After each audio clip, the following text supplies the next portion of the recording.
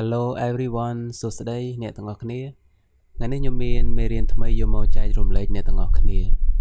បាទហើយមេរៀនរបស់យើងថ្ងៃនេះគឺខ្ញុំនឹងលើកឡើងអំពីពាក្យហើយនឹងឃ្លាមួយចំនួនដែលយើងប្រើជាប្រចាំថ្ងៃទាក់ទងទៅនឹង online shopping បាទ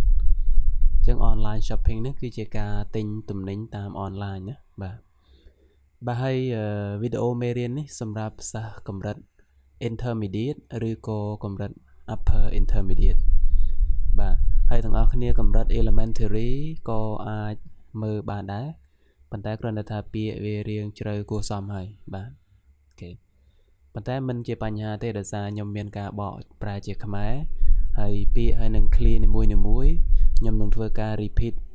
2 ដងទៅ3 ដងអញ្ចឹងអ្នកទាំងអស់គ្នាអាចរៀនអានតាមខ្ញុំបានបាទអូខេអញ្ចឹងចូលទៅ question របស់ខ្ញុំបាទសំណួររបស់ខ្ញុំគឺ how often do you shop online បាទ how often do you shop online how often នេះយើងប្រែថាជាញឹកញាប់ប៉ុណ្ណាបាទ shop នឹងយើងប្រែន័យស្មើនឹងពាក្យថា buy ស្មើនឹងពាក្យថា buy ដែរអញ្ចឹងយើងប្រែថាទិញបាទ shop online គឺទិញ online បាទទិញតាមអ៊ីនធឺណិតបាទអញ្ចឹងសំណួរនេះចង់បានន័យថាតើអ្នកទិញទំនិញតាម online ហ្នឹងញឹកញាប់ប៉ុណ្ណាបាទអូខេអញ្ចឹងបងប្អូនអាចឆ្លើយបានទេទី1គឺ every day ទី2 once a week បាទ every day ជារៀងរាល់ថ្ងៃហើយ once a week មួយដងក្នុងមួយសប្តាហ៍ហើយនឹង once a month គឺមួយដងក្នុងមួយខែបាទអញ្ចឹងមួយណាគឺជាទាំងអស់គ្នា every day once a week ឬក៏ once a month ឬក៏ខុសពីនេះទាំងអស់គ្នាអាចសរសេរចូលនៅក្នុង comment បានអូខេអញ្ចឹងខ្ញុំសូមចូលទៅចំណុចទី1យើងនឹងមើលទៅលើ general online shopping terms បាទ general online shopping terms បាទអញ្ចឹងយើងប្រែថាវាក្យស័ព្ទឬក៏ពាក្យស័ព្ទទូទៅនៃការទិញទំនិញតាម online បាទអ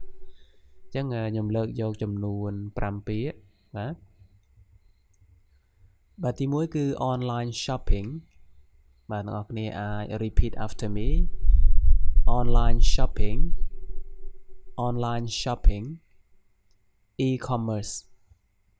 e-commerce website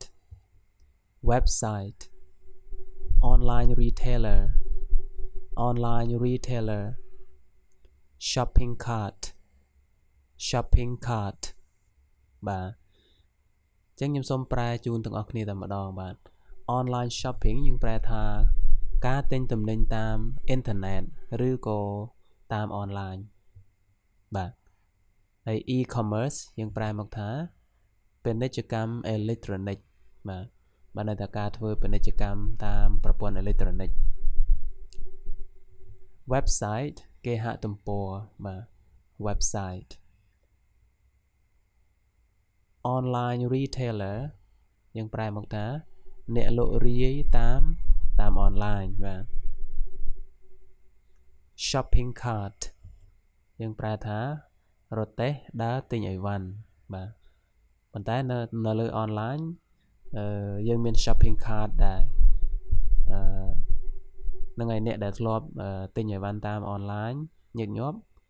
ឬក៏អ្នកដែលហ្នឹងហើយទាំងអស់គ្នាស្គាល់ហើយអារទេះតូចរូបសញ្ញា icon រូបរទេះហ្នឹងឯងគេហៅ shopping cart បាទអូខេអញ្ចឹងខ្ញុំសូមចូលទៅចំណុចទី2បាទទី2គឺ online shopping process អញ្ចឹងយើងនឹងមើលទៅលើដំណើរការបាទ process ដំណើរការនៃការទិញទំនិញតាម online បាទអញ្ចឹងពាក្យដែលតាក់ទងនឹងដំណើរការនឹងមានអីខ្លះបាទអញ្ចឹងចំណុចនេះខ្ញុំមាន5ពាក្យដូចគ្នាបាទពាក្យទី1គឺ browse add to cart check out payment payment delivery delivery បាទអញ្ចឹងសូមប្រែម្ដងមួយ browse យើងប្រែមកថារកមើលបាទប៉ុន្តែយើងរកមើលទំនិញដែលយើងត្រូវការនៅក្នុង website ណាមួយបាទអញ្ចឹងយើង browse បាទយើងរកមើល add to cart add នឹងប្រែថាបន្ថែមឬក៏ដាក់បញ្ចូលបាទដល់ពេល cart នឹងរទេះបាទ add to cart បញ្ចូលទៅក្នុងរទេះបាទអញ្ចឹងបានន័យថាដូចយើងទៅផ្សារទំនើបអញ្ចឹងណាយើងរុញរទេះទៅយើងយកអីវ៉ាន់ដែលយើងចង់ទិញទៅយើងយកដាក់រទេះសិនបាទហើយយើងដើររុញទៅទៀតទៅបាទអូខេ check out ហ្នឹងគឺយើងសម្រេចថាទិញបាទគឺយើងសម្រេចថាទិញហើយយើងយកវាទៅកន្លែង check out កន្លែងគេបង់លុយបាទ payment ហ្នឹងគឺការទូទាត់លុយការបង់លុយបាទ delivery យើងប្រែមកថាការដឹកជញ្ជូនបាទអូខេអញ្ចឹងខ្ញុំសូមចូលទៅចំណុចទី3បាទចំណុចទី3ហ្នឹងគឺ online payment methods បាទ method ហ្នឹងគឺមធ្យោបាយវិធីសាស្ត្របាទអញ្ចឹងវិធីសាស្ត្រទូទាត់តាមអនឡាញបាទនៅពេលយើងទិញទំនិញតាមអនឡាញយើងមានវិធីសាស្ត្រណាខ្លះសម្រាប់ទូទាត់លុយទៅឲ្យអ្នកលក់អញ្ចឹងយើងមានដូចខាងក្រោមបាទ credit card debit card PayPal digital wallet bank transfer បាទអញ្ចឹង credit card យើងប្រែថា card ឯណទានបាទយើងអាចទូទាត់តាម credit card បានឬក៏យើងអាចទូទាត់តាម debit card គេប្រែថាប័ណ្ណឯណពន្ធបាទប័ណ្ណឯណពន្ធ debit card អូខេចឹងខ្ញុំក៏មិនសូវជាច្បាស់រឿងខាងណាដែរតើតាអ្នកខាងធនាគារបានគេស្គាល់បាទប័ណ្ណឯណទានហ្នឹងខុសពីប័ណ្ណឯណពន្ធយ៉ាងម៉េចបាទ PayPal ហ្នឹងគឺតាមរយៈ PayPal បាទបងប្អូនគ្នាស្គាល់ PayPal ហើយណាឬក៏អ្នកខ្លះអត់ទាន់ស្គាល់ទេបាទ digital wallet បាទកាបូប digital បាទអញ្ចឹងយើងមានកាបូប digital យើងដាក់លុយ digital នៅក្នុងកាបូបយើងទៅពេលយើងចង់ទិញអីវ៉ាន់យើងចាយអាលុយ digital របស់យើងនឹងទៅបាទ bank transfer ការផ្ទេរប្រាក់តាមធនាគារបាទអញ្ចឹងតើអ្នកទាំងអស់គ្នាប្រើមធ្យោបាយមួយណាដែរសម្រាប់ធ្វើការទូទាត់ទៅឲ្យអ្នកលក់អនឡាញបាទអូខេអញ្ចឹងខ្ញុំសូមចូលទៅចំណុចទី4បាទ online shopping features អញ្ចឹង feature ហ្នឹងគឺលក្ខណៈបាទលក្ខណៈពិសេសនៃការទិញទំនិញតាមអនឡាញបាទអញ្ចឹងយើងមើលលក្ខណៈពិសេសមួយចំនួនទៀតមាន6ពាក្យបាទអញ្ចឹងនៅពេលយើងទិញទំនិញអនឡាញយើងអាច review ហាងរបស់គេបានបាទទៅតាមគុណភាពនៃទំនិញអញ្ចឹងទៅបាទអញ្ចឹងពាក្យនេះគេហៅថាយើងអានថា reviews wish list tracking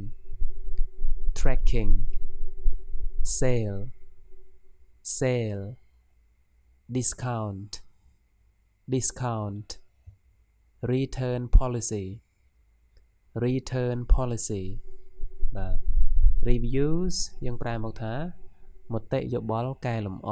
បាទដល់ពេលយើងទិញអីវ៉ាន់មកបើសិនជាអីវ៉ាន់នឹងល្អយើងពេញចិត្តខ្លាំងយើង review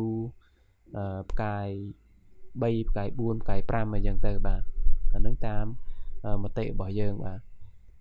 ញ្ចឹងមតិយោបល់កែលម្អអញ្ចឹងកាលណាតាអ្នកទិញឬក៏ជួនកាលមុននឹងយើងទិញយើងអាចមើល review អតិថិជនផ្សេងដែលគាត់បានទិញហើយដែរបើឃើញហាងនោះមាន review ល្អអញ្ចឹងយើងអាចទិញបានទុកចិត្តបានអញ្ចឹងណាបាទ wish list យើងប្រែថាបញ្ជីចង់បាន ភាគច្រើនដល់ពេលយើង browse យើងឆែកមើលមុខទំនិញដែលយើងទិញហ្នឹងយើងឆែកមើលហើយយើងឃើញហើយយើងស្រឡាញ់យើងចង់បានហើយប៉ុន្តែយើងអត់ទាន់មានលុយទេអញ្ចឹងយើងអាចដាក់វានៅក្នុង wish list យើងអាចដាក់វានៅក្នុងបញ្ជីចង់បាននឹងសិនដើម្បីទុកទិញលើកក្រោយបាទអូខេ tracking យើងប្រែថាការតាមដានបាទឧទាហរណ៍ថាគេផ្ញើអីវ៉ាន់យើងមកអញ្ចឹងវាដល់ណាហើយយើងអាច tracking បានយើងអាចតាមដានបានអូខេ sale យើងប្រែថាការលក់អូខេ discount បញ្ចុះតម្លៃបាទបញ្ចុះតម្លៃ return policy គោលការណ៍ត្រឡប់ទំនិញមកវិញបាទអញ្ចឹងគេមានគោលការណ៍របស់គេក្រុមហ៊ុនខ្លះ website ខ្លះគេមានគោលការណ៍បើសិនជាអតិថិជនទិញទំនិញមកទំនិញមានការបាក់បែកឬក៏ខូចខាតអញ្ចឹងយើងអាច return ទៅវិញបានហើយយកលុយវិញបានហ្នឹងហើយអញ្ចឹងអានឹងគេហៅ return policy គោលការណ៍ត្រឡប់ទំនិញមកវិញបាទត្រឡប់ទំនិញទៅឲ្យអ្នកលក់វិញបាទអញ្ចឹងខាងដឹកជញ្ជូននិងខាងអ្នកលក់គេធ្វើការចរចាគ្នាយ៉ាងម៉េចអានឹងយើងអត់ដឹងទេអូខេអញ្ចឹងចំណុចទី5បងប្អូន online shopping phrases បានន័យថា clear ដែលប្រើក្នុងការទិញទំនិញតាមអនឡាញអញ្ចឹងយើងមាន5 clear បាទអូខេទី1គឺ add to wish list proceed to check out place an order confirm purchase track my order បាទអញ្ចឹង clear ទី1 add to wish list គឺយើងដាក់ចូលទៅក្នុងបញ្ជីចង់បានបាទអញ្ចឹងយើង scroll មើលទៅស្រាប់តែឃើញទំនិញដែលយើងចូលចិត្តហើយយើងចុច add to wish list អញ្ចឹងដាក់បញ្ចូលទៅក្នុងបញ្ជីដែលយើងចង់បានដើម្បីទិញលើក្រោយបាទ proceed to check out យើងប្រែថាបន្តទៅកាន់ការទូទាត់បាទបានតែយើងចូលចិត្តហើយយើងសម្រេចចិត្តថាយកហើយអញ្ចឹងយើង proceed to check out យើងចុចថាបន្តទៅកាន់ការទូទាត់បាទ place an order យើងប្រែថាដាក់ការបញ្ជាទិញបាទឬក៏ដាក់ការកម្មង់បាទ confirm purchase បញ្ជាក់ការទិញបាទអញ្ចឹងបើយើងទិញហើយយើងចាប់ផ្ដើម pay ហើយគេសួរយើងឲ្យ confirm purchase បាទឲ្យយើងបញ្ជាក់ថាអូយើងប្រកាសជាទិញមែន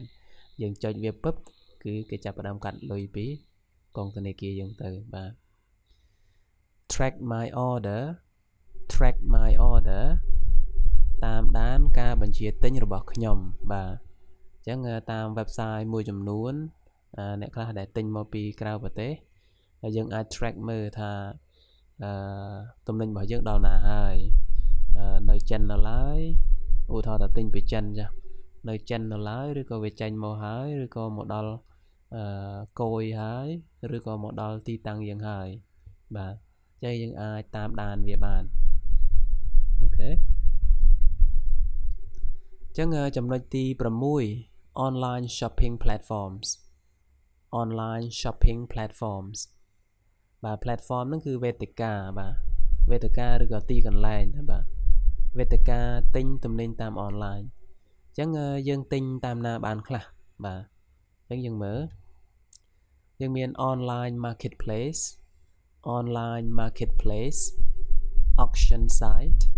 auction site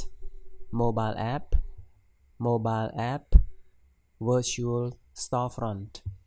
virtual storefront customer reviews បាទអញ្ចឹង online marketplace យើងប្រើថាទីផ្សារអនឡាញបា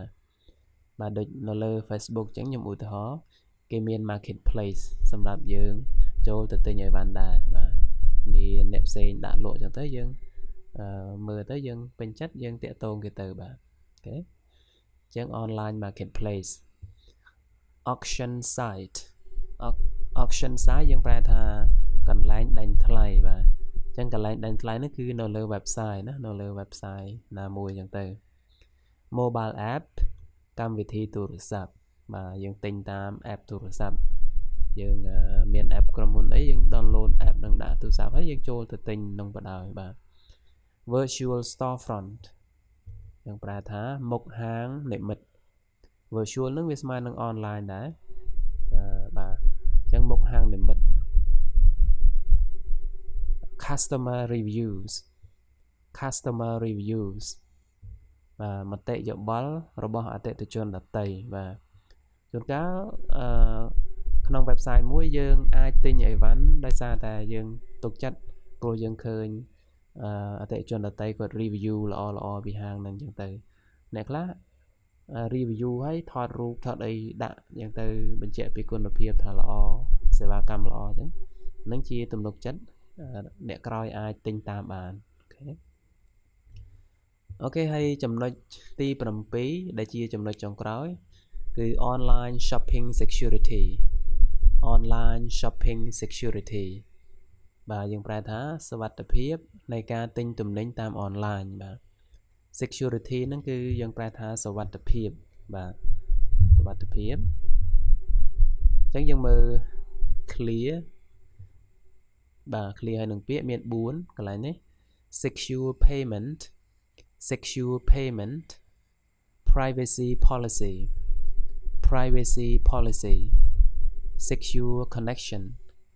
secure connection fraud protection បាទអញ្ចឹង secure payment យើងប្រែថាការទូទាត់ប្រកបដោយសុវត្ថិភាពបាទ secure នឹងសុវត្ថិភាពដល់ពេល payment ការទូទាត់អញ្ចឹងយើងប្រែថាអញ្ចឹងបាទ privacy policy នឹងគោលការណ៍ឯកជនភាពបាទតើក្រុមហ៊ុនឬក៏ website ដែលយើងទិញអីវ៉ាន់ហ្នឹងគេមានគោលការណ៍ឯកជនភាពដូចម្ដេចខ្លះបាទឬក៏ភាពជាឯកជនរបស់យើងត្រូវបានបែកធ្លាយឬក៏យ៉ាងម៉េចទាក់ទងនឹងព័ត៌មានផ្ទាល់ខ្លួនរបស់យើងហ្នឹងបាទ secure connection យើងប្រែថាការតភ្ជាប់សុវត្ថិភាពបាទអញ្ចឹងការតភ្ជាប់តាំងពី website មួយទៅ website មួយតាំងពីប្រព័ន្ធអ៊ីនធឺណិតអីចឹងណាបាទ secure connection fraud protection បាទ fraud ហ្នឹងគឺការក្លែងបន្លំការបោកប្រាស់បាទអញ្ចឹង protection ការការពារការក្លែងបន្លំបាទ fraud protection បាទអញ្ចឹង website របស់គេមួយធំដែលលក់ទំនិញជាអន្តរជាតិគេសុទ្ធតែមានទាក់ទងនឹងគោលការណ៍របស់គេបាទ policy ទាំងអស់ហ្នឹងហើយអូខេអញ្ចឹងពីចំណុចទី1ដល់ទី7អញ្ចឹងសង្ឃឹមថាទាំងអស់គ្នានឹងបានរៀនច្រើនពីវីដេអូមួយនេះបាទអញ្ចឹងបើសិនជាទាំងអស់គ្នាជាអ្នកទិញឧស្សាហ៍ទិញអនឡាញស្រាប់ពាក្យទាំងអស់នេះសុទ្ធតែជាពាក្យដែលធ្លាប់បានប្រើប្រាស់ហើយបាទធ្លាប់បានស្គាល់ធ្លាប់បានជួបតែបើសិនអ្នកទាំងអស់គ្នាអត់ទាន់ទិញអនឡាញទេអញ្ចឹងសង្ឃឹមថាពាក្យទាំងអស់នេះអាចជាប្រយោជន៍ដើម្បីងាយស្រួលក្នុងការយើងទិញអនឡាញធ្វើការទិញអនឡាញអញ្ចឹងបើសិនជាយើងអត់ចេះភាសាទេវាពិបាកណាស់អ្នកគ្នានៅក្នុងការប្រើប្រាស់បច្ចេកវិទ្យាថ្មីដែលគេដើរទៅមុខលឿនឧទាហរណ៍ដូចជាការទិញអនឡាញនឹងជាដើមអញ្ចឹងអាហ្នឹងគ្រាន់តែជាមួយជ្រុងមួយទេបាទគ្រាន់តែមួយជ្រុងមួយដែលយើងប្រើភាសាអង់គ្លេសទេនៅមានឱកាសហើយនឹងអ្វីជាច្រើនទៀតដែលយើងនៅពេលដែលអ្នកចេះអង់គ្លេសហើយគឺមានឱកាសច្រើនក្នុងការគេហៅថាឃើញពិភពលោកធំទូលាយបាទអញ្ចឹងទាំងអស់គ្នាដែលមានបំណងរៀនអង់គ្លេសបាទខំរៀនតិចទៅអាហ្នឹងហើយគឺជាកម្លាំងជំរុញរបស់យើងបាទអូខេអរគុណច្រើនទាំងអស់គ្នាសម្រាប់ការស្ដាប់ហើយនឹងទស្សនាតាំងពីដើមរហូតដល់ចប់បាទបើសិនជាពេញចិត្តវីដេអូហ្នឹងអាចចែករំលែកទៅកាន់អ្នកដែលគាត់ចង់រៀនផងបាទហើយអរគុណសម្រាប់ការទស្សនាជួបគ្នានៅវីដេអូបន្ទាប់